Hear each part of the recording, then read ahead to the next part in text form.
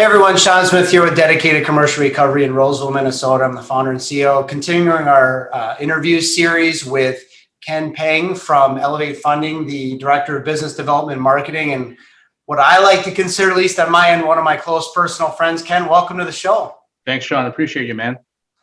Hey, well, honestly, long time coming. It's been a crazy, last year with the pandemic and everything like that. So we'll get right into it, though.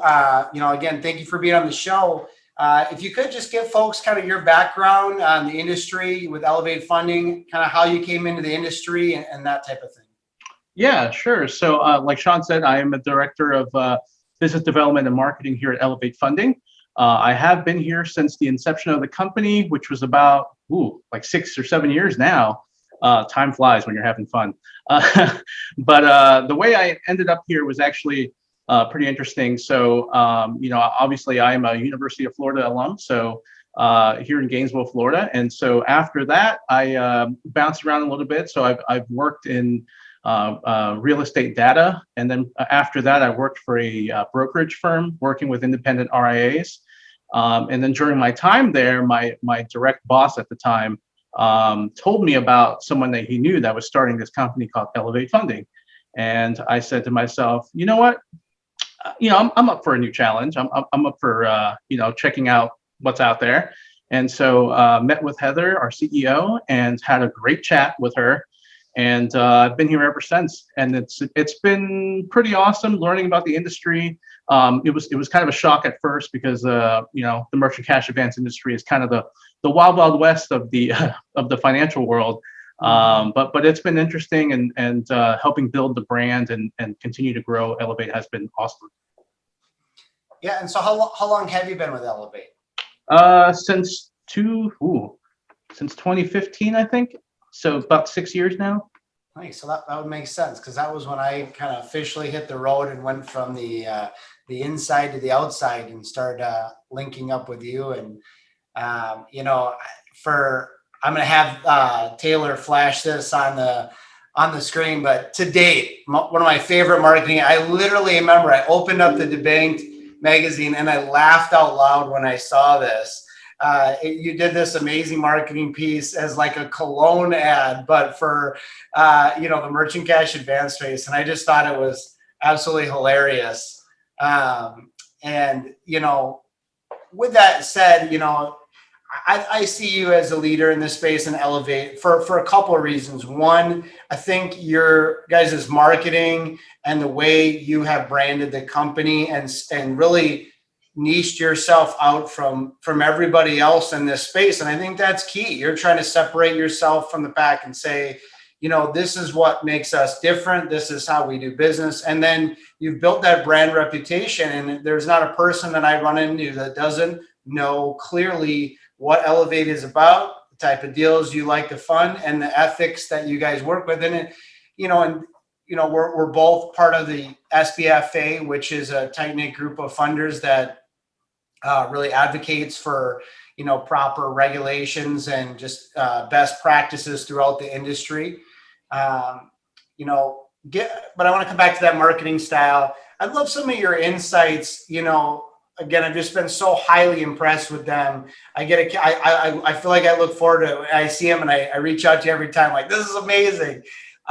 But if you could give some of your insights on the marketing side, like what have you done? What is your thought process when it comes to marketing and standing out and clearly communicating that brand? Yeah. So, I can only speak to the MCA space, right? But I think one of the things that's kind of lost in a lot of marketing that people do in this space is they're kind of catering to what people want to hear. They're kind of not what's the word I'm looking for? They're not trying to placate people or kind of pander to them, but they're telling people what benefits them versus expressing what their company is about, right? So, I like how you mentioned that, we're very distinctive in our marketing and people know exactly what we're about.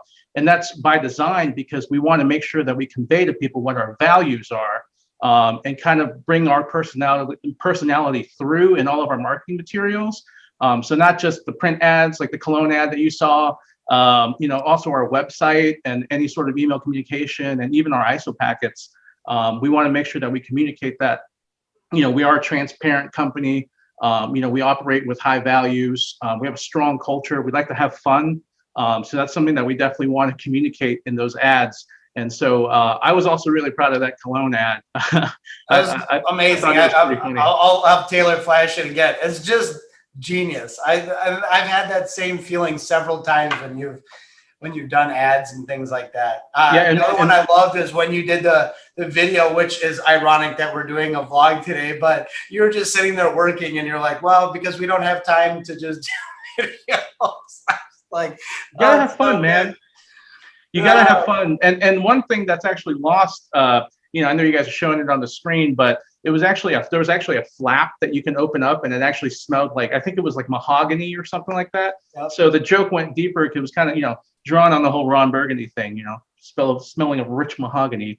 I still have it. I saved that one and I use it when I'm talking with Taylor and Cedar on our end, as far as our marketing goes, and just thinking outside the box like that. It was really good. Yeah, it's a lot of fun. We have fun, and the other aspect of it too is that you can't be afraid to grow and evolve the brand as well. So one of the things we did over the last year was bring on a dedicated marketing specialist, because what we've done to this point has been pretty awesome, I think. But I recognize that I am limited as well, and marketing is not my background, so to say. I just kind of fell into it, and it's something I enjoyed. And so we brought on somebody who's a dedicated marketing specialist, Taylor Hicks, who's been amazing for us. And I kind of just showed her the ropes and kind of showed her what the brand was and what the voice was in general, and just let her run with it. And she's been absolutely amazing. We actually have a new website coming up here soon. We've had the current website for a couple of years now, so I thought it was time to evolve a little bit. And we're really proud of it. She works really hard on it, and I think it's going to, bring our shiny, happy attitude out a little bit more, even. So, that's the other part of it. Don't be afraid to grow and change things up and keep it fresh. I see some of these ads that other MCA companies do. That's been the same ad they've been running for years now, and I'm just like, come on, man. Got to switch it up. Yeah, I'm with you on that. I'm excited to see the new website.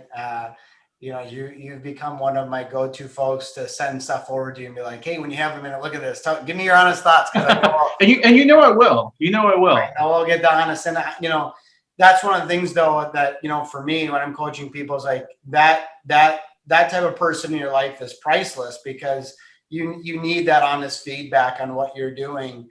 And so often people, like you said, they want to, they're being told what you think they want to hear, or they're telling you what they think you want to hear, versus what they really want, which is authenticity. They want clarity, what separates you. They want a glimpse into the business, and give me a little bit more than just, the standard, we're great and our rates are great, or something like that. Right.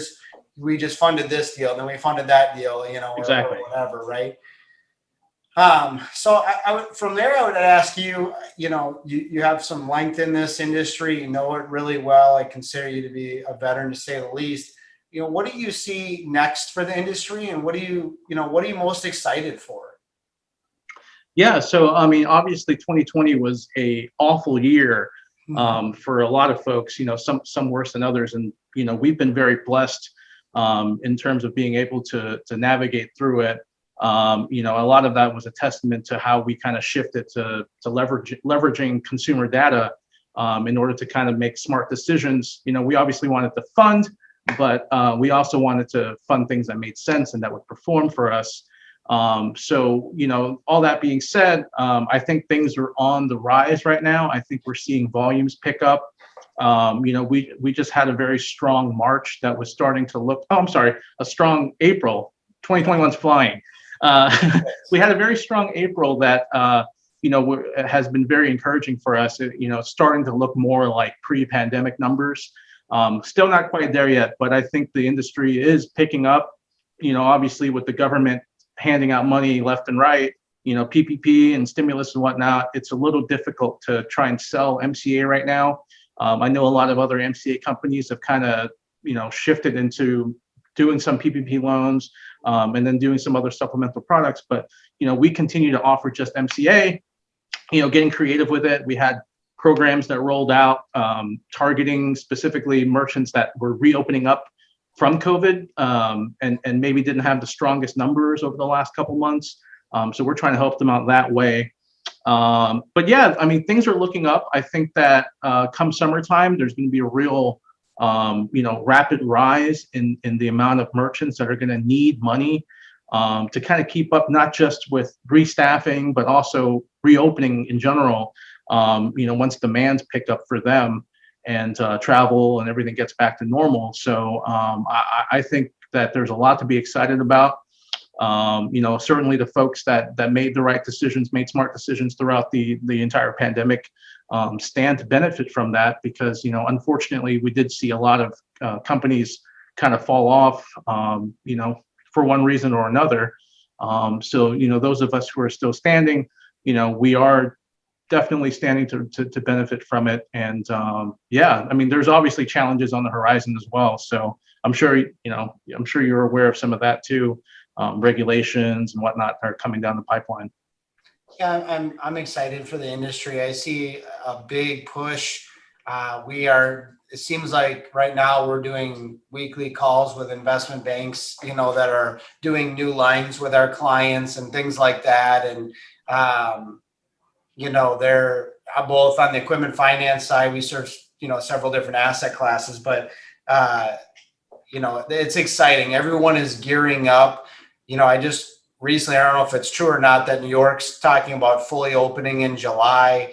And it's interesting because I also hear that people are hiring and they're having a hard time hiring. So, government's doing its thing, as it does. So with that being said, what do you think the greatest hurdles are for the merchant cash advance space going forward?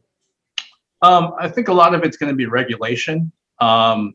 Particularly for some of the companies out there who haven't been as mindful in terms of, even simple things like terminology and just being transparent to their merchants. I know California and New York are kind of leading the way in terms of, bringing more strict regulation and legislation down the line. For us, luckily, we've kind of been operating with that in mind since the beginning. We've been very transparent. All of the terms are laid out for the merchant. We don't hide any fees. We don't assess any crazy fees or anything like that. We don't even allow for our partners to upsell our deals, because we want to make sure that the merchants are qualifying for the best possible rate. So, we feel pretty comfortable there, but I think right now that's kind of the biggest hurdle. That, and obviously, if the government continues to extend PPP and more stimulus, who knows how many rounds we're going to go now. I think we're on like 10,000th, round of stimulus. So, as that continues, I think it's going to prevent people from getting back to work. It's going to make it hard for companies to hire people, which is a huge issue right now. And then also just the amount of companies that need the money. So, that's going to put a hamper on things until that ends. I agree. Yeah, it's an interesting deal, because if we open up and they stop the PPP and all the stimulus, then that kind of moves people back to needing to work, which fills the spots for the companies that need the people, who then you have more people out with money doing business, working at business. And that just seems to be lost on legislation a lot of the time, legislators, right? Right.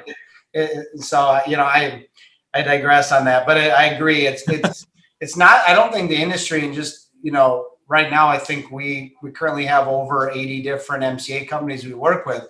No one is against clear regulation. It's just, or being transparent on fees or anything like that. But in general, I think the challenge is that the government does everything with a machete instead of a scalpel, and it just doesn't understand the product or has some preconceived notion about the product. And one of the things I love about the product is the fact that it doesn't discriminate against any owner. It's simply going off of what's going in and what you have the ability to go out. And I think it gives access to capital to a lot of people who the bank would turn away or the equipment finance company would turn away. And there needs to be a place for that. And that's, you know, thankfully, it seems to be with the SBFA's efforts and some of the other efforts, I think you know, there is going to be a strong place for the industry going forward. It's just, you know, having that roll out in a, you know, way that benefits both the business owner and the funding company so that they can continue to do business with one another. Yeah, and I totally agree with that. I think a huge part of it is that the politicians don't understand the product at all, and they're actually using loan terminology and things like APR, you know, and trying to apply that to a merchant cash advance, which is not applicable whatsoever. So, you know, we are very proud to be part of the SBFA. Our CEO, Heather, is actually a board member on the SBFA and kind of helping spearhead those efforts to kind of not only just educate, you know, the lawmakers and say, hey, look, like this is what the product is, and you know these terms don't apply, but also, you know, helping kind of mediate that discussion and hopefully come to something that makes sense. Because, you know, I agree, we're not against regulation either. I think it's going to help eliminate a lot of the bad players out there and sort of that negative perception of the space, you know, in general. But, you know, it has to make sense, right? So like you can't just take something else and try to apply it to this, you know, and try to make us abide by those rules. It's just not going to work. Well, we have to congratulate your, I think, is it your governor and or also the mayor of, I know Miami is really welcoming in this space, you know, as the one state that's, I feel like is understanding financial technology and where it's going. So, you know, there's some good signs that tide is changing as well, and people are understanding the product, which is good. I'd be interested if you could tell the audience kind of, you know, the last I knew, you know, this has been a rough year. You know, things have been challenging, but I've seen over the last couple of years, Elevate has also decided to give back in several ways, and just, you know, why that, you know, how that has benefited both the culture and the company. You know, one of the things that comes to mind is when you gave back boxes to the troops. You know, I think that was over Christmas time, if I remember correctly. But but in general, I know that that's part of your culture, and you know, what has that done for the company? It's something I really try to encourage it as not just a good thing to do, but I believe there's actually a business case to be made that it leads to greater business success as well, that go beyond the success of just marketing dollars. So I'd be interested if you could share on that a little bit. Of course, yeah. So, you know, one of the things that we wanted to do when the company launched was to give back to our community. You know, Gainesville is not a big city. I think we've only got 250,000 people. You know, the biggest thing here is the University of Florida. But we love our community. You know, we're very grateful that it provides us with the, you know, opportunities that it does, and the quality of living. So, you know, as a company here that's growing and doing very well, you know, we want to definitely make sure that we take care of people in the community as well. So like you mentioned, we did, you know, the troops, you know, we mailed them snack boxes and toiletries and whatnot. And that was, you know, one of our team members here, her husband was actually deployed in the Marines. So that was what that was for. You know, before that, we also did some, we called them it was hero boxes. So heroboxes.org. They provide, you know, boxes full of toiletries and snacks and things from back home to, you know, all troops from deployed all over the world. So we partner with them as well because, you know, we have some service members here that work for us. And so, you know, it just kind of helps that team building, that camaraderie to feel like we're all contributing towards something together. You know, we do stuff every quarter. You know, obviously with COVID, things kind of died down for a little bit there. But, you know, we've done, you know, the Humane Society, animal shelters, Ronald McDonald House. What else? I mean, we've done a lot of stuff, and you know, it just makes us feel like we're a part of something bigger than just, you know, providing merchant cash advances. You know, it's awesome. Yeah, I echo all that. We partner with American Gold Star Mothers as one of the nonprofits that we partner with, both on our repo and remarketing side. And so every deal that we're doing there, we're helping fund initiatives to help family members or families who've lost someone in combat or veteran projects.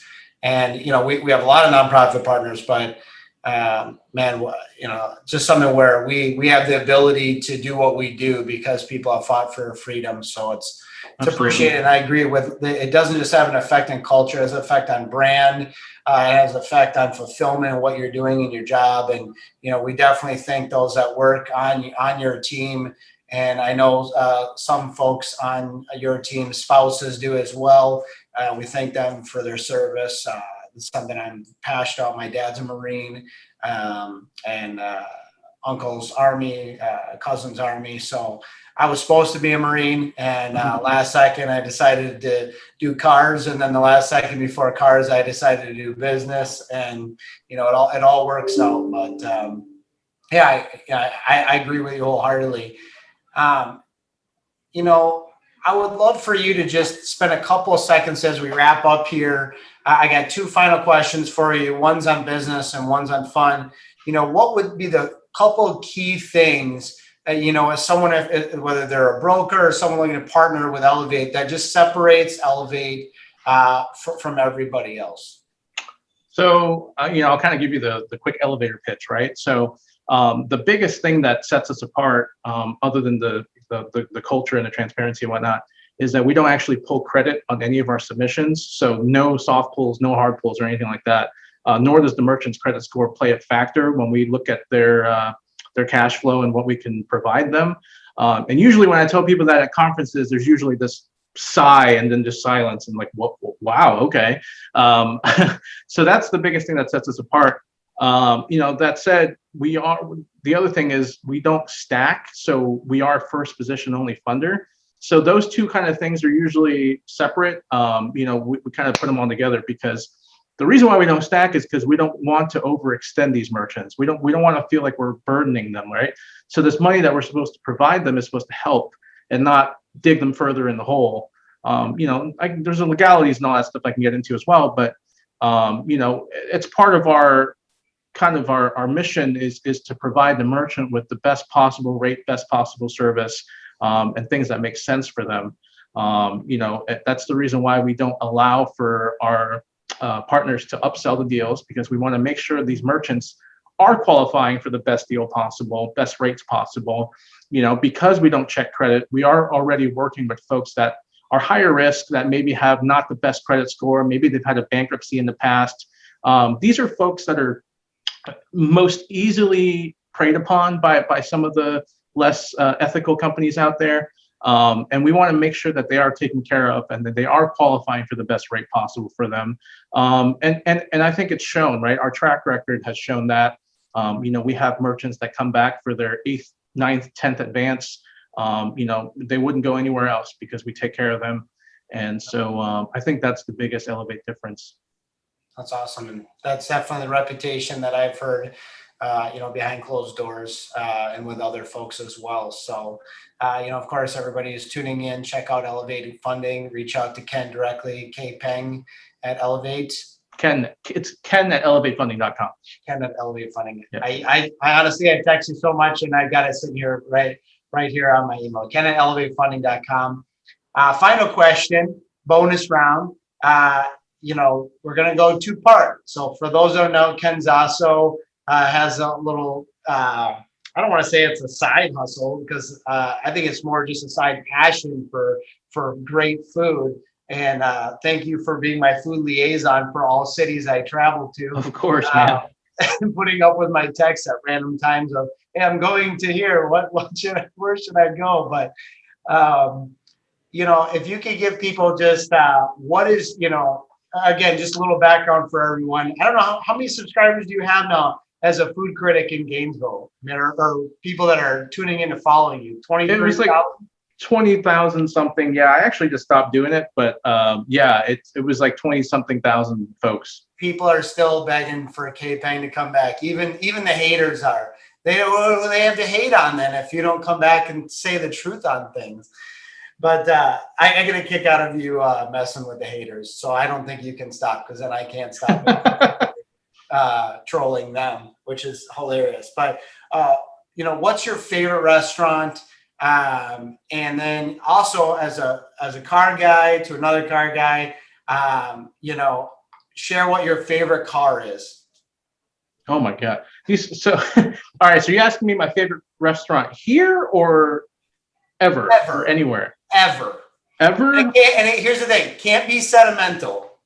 Can't be sentimental. Has to Well, be one that you would go to because it's just the most amazing food. Because I know you have some, whether it be family or close friends in the restaurant business where you could say that just out of, it being a close personal connection. But that, you know what? That's a tough question to answer.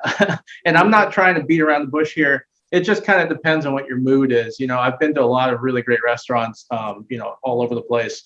New York City is one of my favorite places to go to. And when I go there, I just load up on food, from all over the place, right? So Brooklyn, Manhattan, I go all over the place. I'm sure everyone would appreciate it if you threw out a couple. Then. Oh my God. Well, I love ramen, right? So Nakamura and Toto Ramen are two places I really enjoy in New York City. Where else? You're putting me on the spot here, Shawn. I can't think. How about Miami? What's your favorite place in Miami? In Miami, everyone goes to all these fancy places on South Beach or whatever, but there's one place.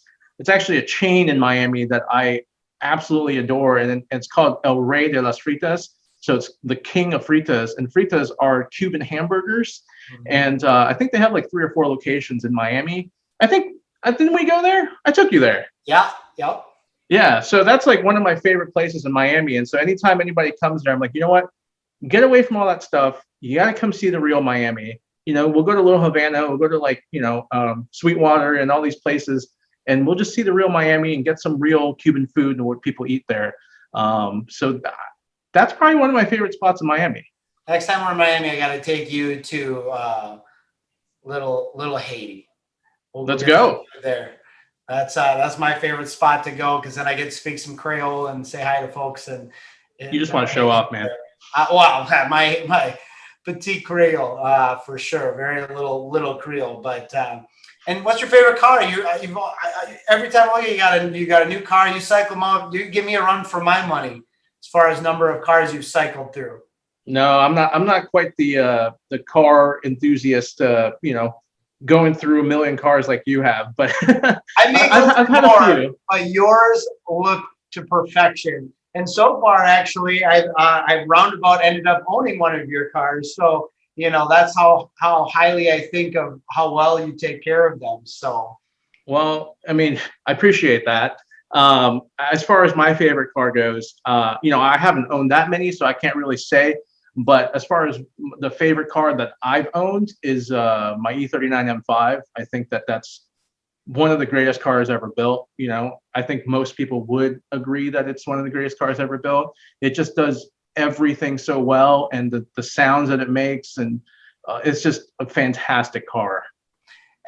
It's funny because you say E39 M5, and I instantly know what that is. But in layman's terms, that is a BMW 5 Series from what, 2000 or 2001? So I think it was officially introduced in 1998, and it ran until 2003. Okay. It's got the S62 engine in it, which is a 4.9 liter V8, making about 400 horsepower.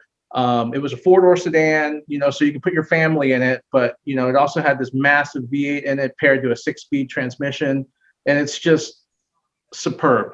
It's like German engineering, like at its finest.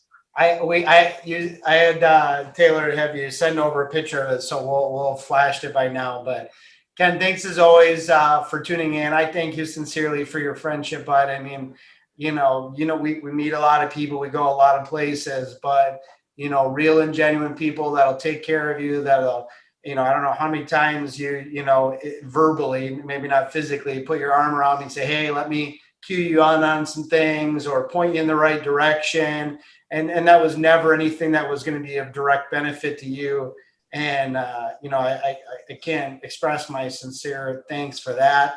And, excited for the future, excited to, looks like we're going to be out in Vegas for my 40th. So I can only imagine how that's going to go.